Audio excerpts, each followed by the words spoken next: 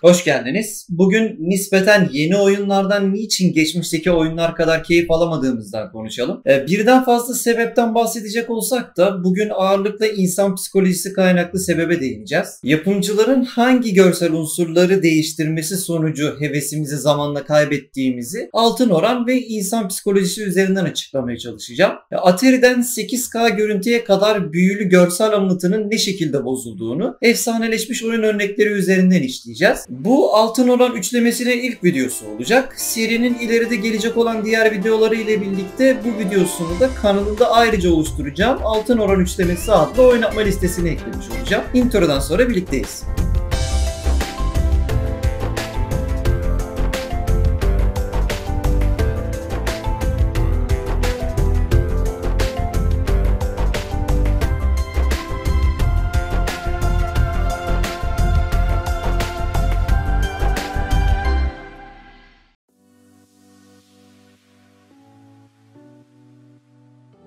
Mutlu günler. Anlatımıma zevkimizi zamanla bitiren en önemli faktörden başlayacağım. Bunu yaparken de oyun sıralaması olarak günümüzden geçmişe doğru gideceğiz. Videonun çok büyük bir çoğunluğunu bu faktör oluşturacak. Yeni oyunlar ile eski oyunlar arasındaki en belirgin fark nedir diye sorarsak hiç kuşkusuz grafiklerdir. Tırnak içinde görsel iyileştirmeler. Başta artan piksel sayısı ve genişleyen ekran oranı olmak üzere kenar yumuşatma, doku süzme filtresi gibi abartıldığında görsel anlatıyı bozduğunu düşündüğüm bir sürü ayar var. Günümüzde yeni çıkan bir oyun indirdiğimizde grafik ekranında ayrı, gelişmiş grafik ekranında ayrı ayar yapmamız gerekiyor. Fakat ben dahil pek çok oynayıcı detaylı ayarlara tamamen hakim olabilmek için custom ayar yapmayı tercih edebiliyoruz. Bu süreçte de vakit israfı bir ton ayarla uğraşıyoruz. Üstelik bunu altın orandan daha da uzaklaşmak için yapıyoruz. Ve üzücü tarafı bu durumun farkında değiliz. Tüm bu ayarları koymalarının sebebi görsel anlatıyı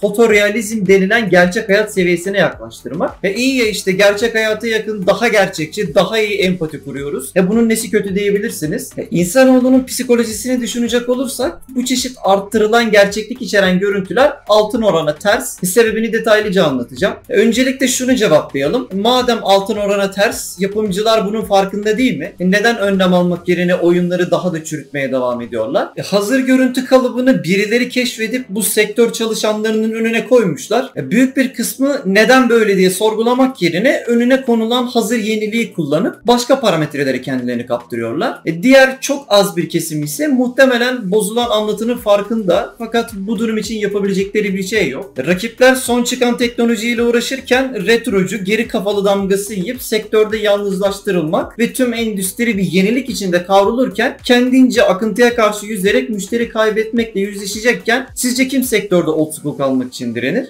Bu şirketler insanlara gerçekçiliği bir marketing olarak dayattıkları ve bu sayede son çıkan PC yazılım donanımlarını ve yeni model konsolları bir iyileştirme kisvesiyle sattıkları sürece bu tırnak içinde endüstri sisteminin çarkları dönmeye devam edecek. Neden endüstri tırnak içinde? Çünkü artık yaptıkları sanat değil, büyük çoğunlukla endüstrileşme. Bir eser üzerinde ticari kaygılar artmaya başladıkça kalite düşmeye başlar. Bir iş yaparken ilk etapta parayı düşünürseniz ilk olarak yaratıcı ruhunuzu ve üretkenliğinizi kaybedersiniz. Bu durum kontrolden çıkacak bir boyuta gelirse devamında sırasıyla karakterinizi ve insanlığınızı kaybedersiniz. Öte yandan kaliteyi kovalayarak sanat için sanat yapmaya çalışırsanız yaptığınız muazzam kaliteli iş zaten size o maddi kazancı beraberinde getirecektir. Nitekim yapım şirketlerinin gözünü para hırsı bürümüş durumda. Artık sektör hiç olmadığı kadar açgözlüdür ve firmalar birbirleriyle sadece rekabet eder. Bir oyun bilgisayarı inceleme sayfası açtığımızda makyajlanmış robotik kasalı bir fütüristik tasarım ve üzerinde dikkat çekici bir yazı ile daha gerçekçi bir oyun deneyimi vesaire yazdıklarına çokça şahit olmuşuzdur. Arttırılmış gerçekliği bir kalite kıstası olarak dayatarak her sene yeni ekran kartı satıp dururlar. Bu her zaman böyleydi, fakat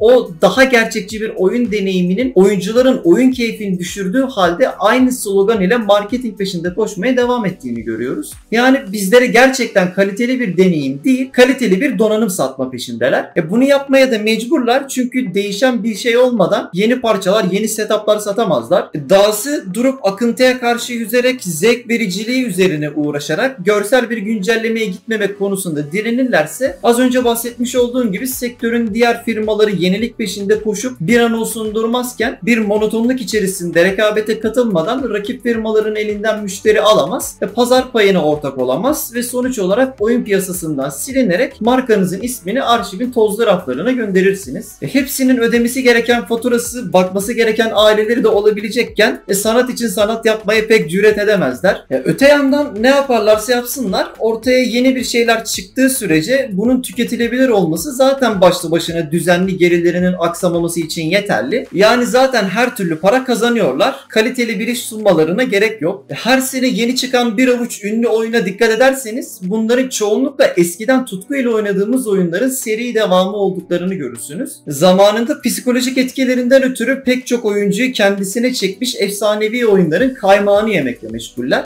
Gelişmiş grafikleriyle yeni hikayeler ve kahramanlar yaratmaktan çok daha garantili bir satış yöntemidir. Yeni görsel anlatının altın orandan uzaklaşmasından ötürü bireyler tarafından benimsenmesi ve sonuç olarak efsaneleşmesi iyice zorlaşmakta. Bu yüzden ısrarla usanmadan eski oyunların devam serileri üzerinden yürümeye meyilliler. Oyuncular sırf bu serilerin eski oyunlarından damaklarında kalan tattan ötürü hatır için serinin yeni oyunlarını oynamaya devam ediyorlar. Hep bir şeylerin düzeleceğinden ve bu seneki yeni oyunun eskiye andıracağından dolayı içlerinde bir umutla yeni oyunun trailerını izliyorlar. Genellikle büyük bir hüsranla sonuçlanıyor. Bir iki ünlü örnek vermemiz gerekirse Battlefield 5 oyununun trailerının yükselen politik doğrucu akımdan ötürü yerden yere vurularak belki de YouTube'da dislike rekoru kırdığına şahit olduk. Yorumlarda özellikle 2. Dünya Savaşı'nda ön saflarda yer alan boyalı saçlı, biyonik kollu savaşçı kadının historical accurate olmadığını sarkastik bir şekilde eleştirdiler. Eski oyunlarının sadece adını kullanarak geçmiş günlerin hatırına insanları bu şekilde oyuna çekmeye çalıştılar. Bir örnek daha vermemiz gerekirse Assassin's Creed serisinin özellikle Syndicate'den sonra Assassin's Creed'le bir alakasının kalmadığı, eski büyülü ambiyansın, stealth özelliğinin, hoodie denilen gizemli kapşon kültürünün büyük ölçüde yitirilmesinden ötürü çok eleştirildiğini gördük. Çoğu fanları çıkıp şunu dediler: madem Assassin's Creed ile tapınakçılık ve haşhaşilik adına bir anlatı yok, o halde bu oyunların ismini neden başka bir şekilde koyup yeni bir seri olarak piyasaya sürmüyorsunuz? Oldukça da haklılar. Metin 2'deki çift elli büyük baltayla hangi suikast girişiminden bahsediyorlar anlamakta zorlanıyorum.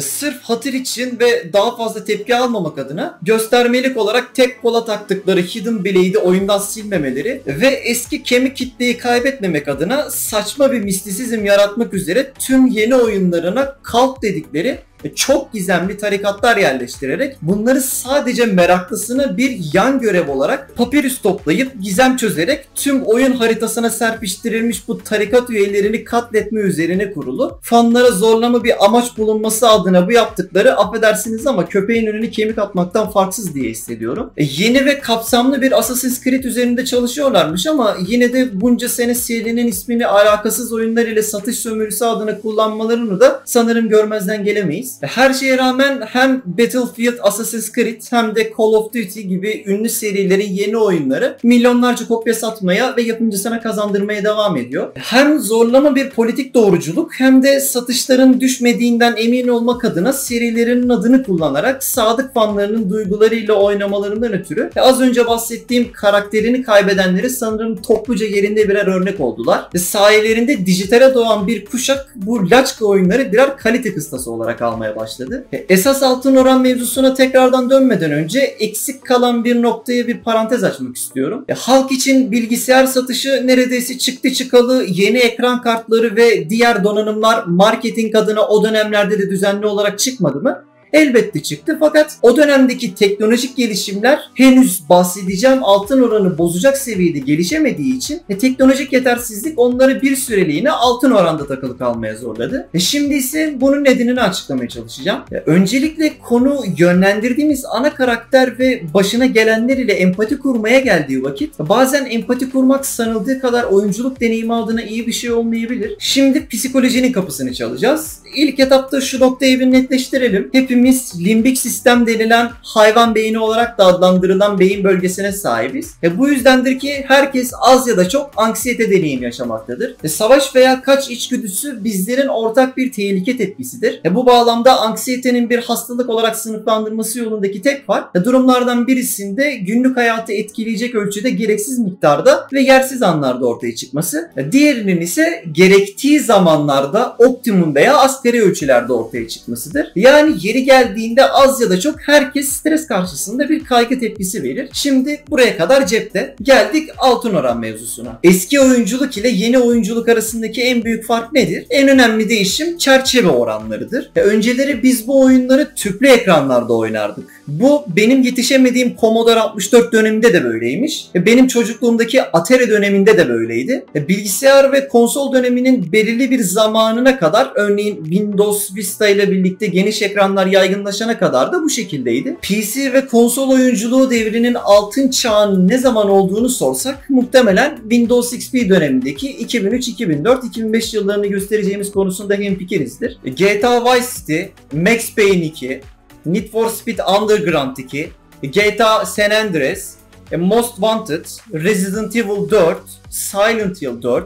Battlefield 2, Age of Mythology, The Titans, Yıldızlar Geçidi gibi değil mi? Biz tüm bu efsanevi oyunları çoğunlukla geniş ekranların yaygınlaşmadığı dönemlerde oynadık. Her ne kadar bu oyunların çoğunda geniş ekran seçeneği bulunsa da 1366'ya 768 gibi çözünürlükleri desteklese de bu oyunları genel hatlarıyla tüplü monitörlerde deneyimlemiştik. Yani aspect ratio dediğimiz en boy oranının 4'e 3 olduğu monitörler ile. 4/3 oranı 640'ın 480'e olan oranıdır. Bu yüzden bizim neslin esas oyunculuğunun altın yıllarını geçirdiği format 640x480 çözünürlük formatıdır. Bu durum televizyon içinde, bilgisayar içinde aynıydı. 4'e 3 dediğimiz oran kareye yakın bir orandır. Yani günümüzdeki gibi 1920'ye 1080 çözünürlüğün oranı olan 16'ya 9 geniş ekran gibi değillerdi. Hatta günümüzde neredeyse tüm geniş ekran televizyon ve bilgisayar monitörlerinde meraklısı için en boy oranını değiştirme seçeneği var.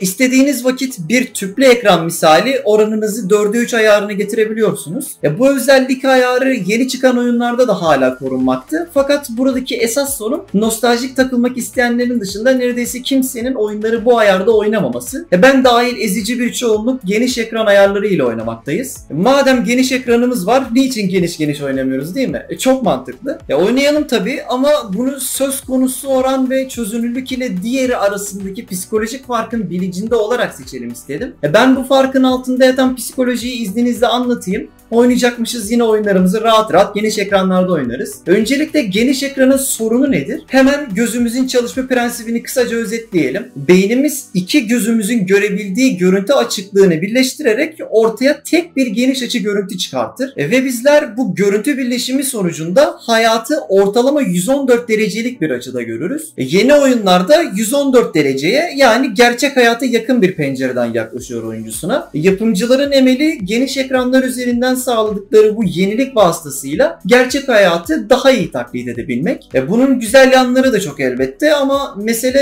empati duygusunu yaratmak ise ve yaptığınız iş bir realite değil bir kurgu ise oyuncuların ana karakter üzerinden yaşadığı anksiyetenin türüne dikkat etmek gerekir. Sözünü ettiğim gibi oyunda bir tehlikeyle karşılaştığımız vakit savaş veya kaç güdüsü tetiklenir. Kimisinde daha az, kimisinde daha çok. Fakat bir oyunun verdiği zevki maksimize edebilmek için tatlı bir anksiyete yaşatması gerektiğini düşünüyorum. Çünkü en nihayetinde korku oyunlarındaki yaratıklar, savaş oyunlarındaki çatışmada ölme riski, polisten kaçma gibi adrenalin salgılatan bu durumlar ile gerçekte yüzleşmek istemeyiz. Peki buna rağmen panik ve korku yaşadığımız halde neden bu oyunları oynamaya devam ediyoruz? Çünkü bu tür deneyimlerden haz duymaktayız. Bu yüzden oyun esnasında yaşadığımız panik ve korku içinden haz çıkarılabilir durumda olmalıdır. Yani tatlı bir anksiyete deneyimi yaşatmalıdır. yaşatmalıdır. Bu ambiyansın oyunculara etkili bir şekilde yaşatılabilmesi için onlara bir simülasyon evreni yaratılması gerekir. Gerçek hayatı ortalama 114 derecelik bir açıda gördüğümüzü düşünürsek, geniş ekran oyunlar sağladığı gerçekçilik ile bir simülasyon olmanın tam tersine yolculuk etmektedir. Max Payne'de yüzlerce düşman öldürmek, GTA'da kuralsız kırmızı ışıksız kaldırımdan araba kullanmak, yayaları ezmek, sürücülerin arabasını çalmak,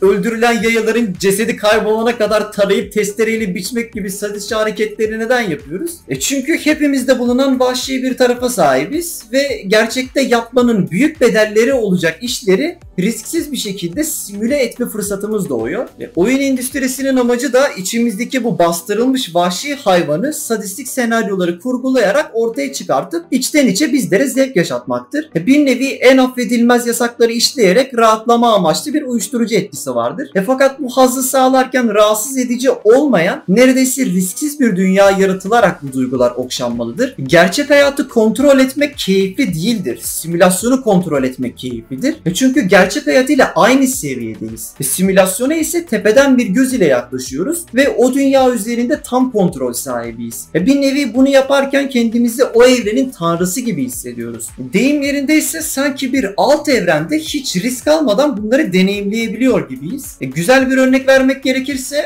Underground 2'de kaza yapmanın yarışta geri kalmak dışında bir riski yok. Araç ile özgürce sınırsız kez duvarlara çarpıp maddi manevi bir kayıp endişesine düşmüyoruz. Yeni yarış oyunlarında ise araçlar çok gerçekçi olduğundan ve olası bir kazada parça parça dökülüp bazen tamir masrafı çıkarttığı için hatta yarışa devam edemeyecek kadar aracın perte çıkmasından ötürü kaza yaparken aracın kaskosuna kadar düşünüp acaba bunu ödeyecek miyim diye kendi kendime tribe giriyordum. Her dakika garaja dönüp araç tamiri yapmak pek fantastik bir evrenin yansıması değil. Diğer başka oynanış dinamiklerini de sevmediğimden sonrasında silmiştim oyunu. Etkilerin beklenen kötü tepkileri vermediği dünyalar bana daha rahatlatıcı geliyor. Peki bir oyunu simülasyon evreninin bir parçası haline nasıl getirebiliriz? Her haliyle gerçek hayat kadar gerçekçi olmaması gerekir. 640'a 480 pikseldeki yumuşak görüntü ve düşük detaylar bizi simülasyona yaklaştırır. 4'e 3 oranında olacağı için gerçek hayatta deneyimlediğimiz açıdan çok daha dar bir pencereden bakıyoruz bu evrene.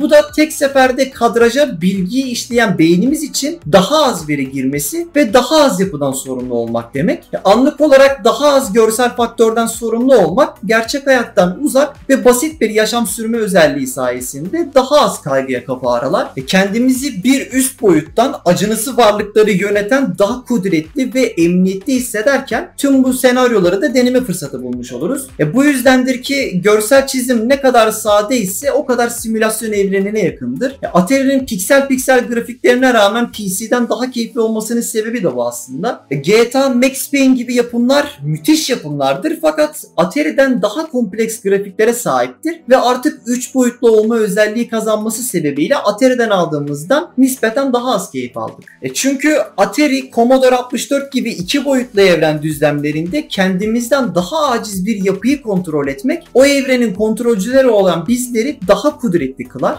Dolayısıyla Atari'den 3 boyutlu PC oyunlarına da geçişte bir miktar zevk kaybı yaşamış bulunduk. Elbette bir çocuk olarak yaşadığımız dünyadaki çoğu şeyi ilk kez deneyimlemenin verdiği büyü sonucunda oyunu ilk tanıdığımız platform olduğu için de bir ilkler unutulmaz durumu söz konusu. Bununla birlikte büyüdükçe ilk mutlu olduğumuz dönemlerdeki eğlencemizi borçlu olduğumuz bu eski oyunlara karşı geriye dönük nostaljik bir minnet duyuyoruz. Eski oyunların zihnimizi bu kadar büyülü şekilleriyle kazınmasında bunlar da çok büyük faktörler tabii ki.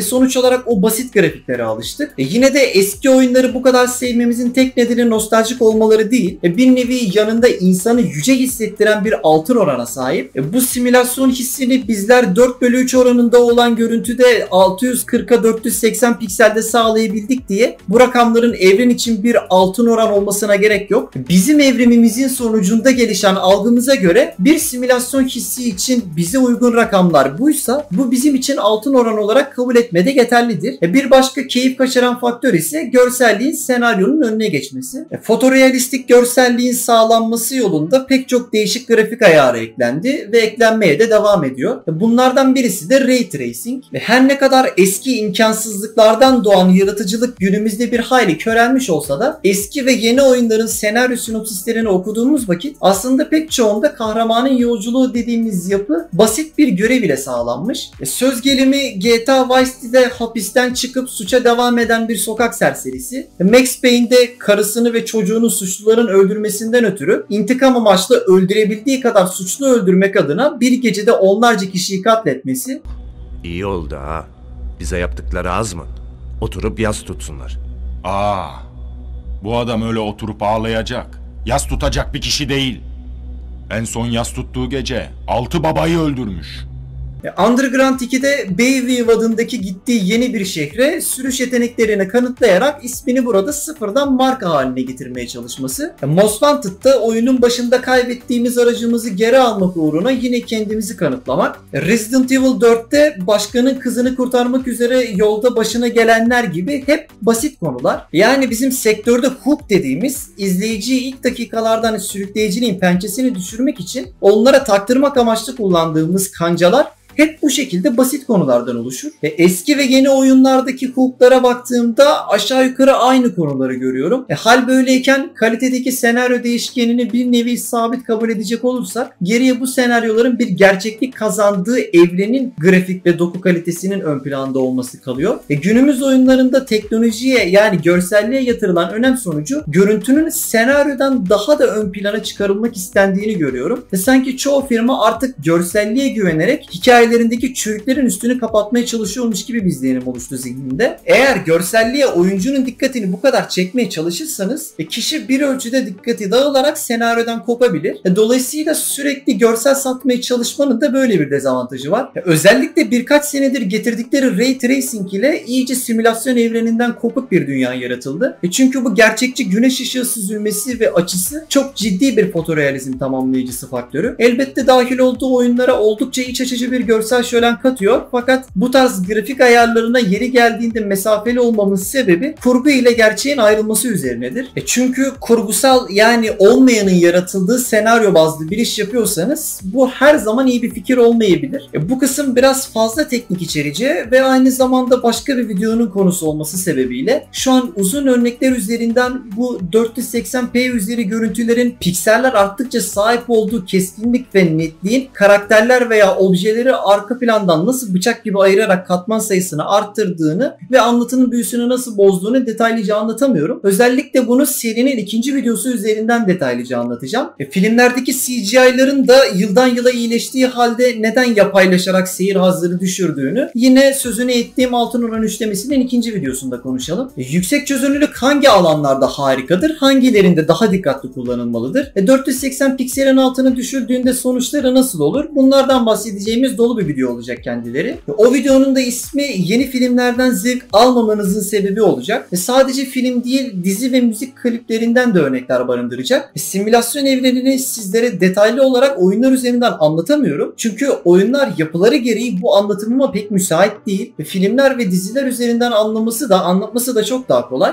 Bu yüzden bu teknik detay kısmını o videoya sakladım. O videoyu izlemeden bu videoda anlatılanlar bir miktar havada kalıyor ve taşlar tam yerine oturmuyor. Bunu bir üçleme seri şeklinde çıkarmamın esas sebebi de bu zaten. Bir tamamlayıcı görevi görmesi. Yine de oyunlar üzerinden grafik kalitesindeki değişimlerin psikolojik etkilerine yüzeysel bir örnek daha vermek gerekirse Minecraft'ın dünyanın en çok oynanan oyunlarından biri haline gelmesi de bir tesadüften ibaret değildir. Onun bu kadar tutmasının esas sebebi onun aşırı basitleştirilmiş kare kare piksel piksel bir Lego dünyası olmasıdır. İngilizce'de bu duruma karşılık gelen bir kelime bile var. Oversimplified şeklinde. Legolardan sadece yaratıcılığınız ile sınırlandırılmış bir evren yaratabiliyorsunuz. Minecraft hem görsel hem de tasarım yapılabilen içeriği bakımından tam bir simülasyon evreni örneğidir. Aşırı basitleştirilmiş grafiklerin üstünde tepinmek ve üzerinde tam kontrol sağlanması hissi oyuncusuna muazzam bir keyif verir. Minecraft'ı Minecraft yapan onun kutu kutu görünüşüdür. Şimdi ise oyunun dokusuna tamamen aykırı bir şekilde grafik yükseltme durumu ortaya çıktı. İşin içinde Ray Tracing Racing de eklediler. YouTube ana sayfama sürekli şöyle pek haz etmediğim başlıklar geliyor. Minecraft 4K Resolution, RTX 3090 Overclocked, Maxed Out, Ultra Graphics, Ray Tracing, Real Life Photorealism.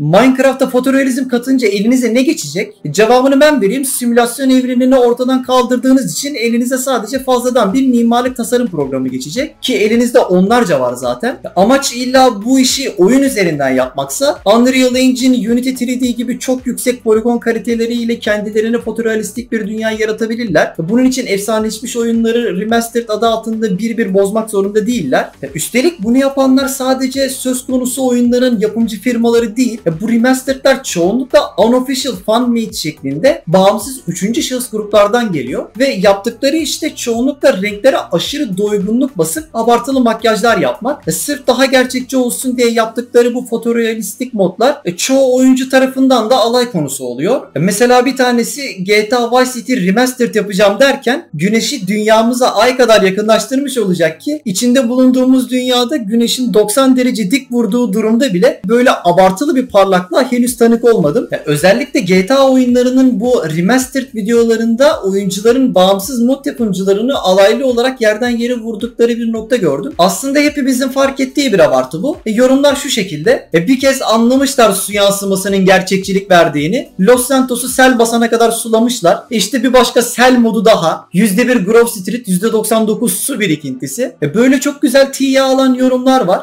Orijinal yapımcılar veya bağımsız yapımcı grupları her sene eski oyunların remastered'larını yapmaya devam ediyor. Eğer buradaki amaç gerçekten insanoğlunun ulaştığı son teknolojiyle neler yapılabildiğini görmek ise buna ben de destek olurum. Fakat niyetleri artık eski grafikleri müzeye kaldırmak ise ana dokusu Lego olan bir evreni bozmak nedir? Artık toparlayıp özetleyerek bitiriyorum. Benim savım şu: gerçekçilik yani görüntü kalitesi arttıkça o yapımın kalitesi düşer. Aldığımız haz da aynı ölçüde azalmış olur. Yapımcılar oyun sektörü kuruldu kurulalı oyunları gerçek hayata yaklaştırmaya çalışıyorlar. Bunun yanında bir yere kadar teknolojik yetersizliklerden ötürü içinde bulunduğumuz oyunculuk dönemi insan psikolojisine daha uygun bir evren yaratmaya elverişli olduğu için o dönemlerde altın çağını yaşadı. Zamanla basitliğin yerini detaycılık aldı ve oyun olmaktan çıkarak gerçeğe taşındı. Eski hazla yaklaşabilmenin yolu ise oyunlarımızı olabildiğince Lego gibi gerçek hayattan uzak tutmak. Çünkü adı üstünde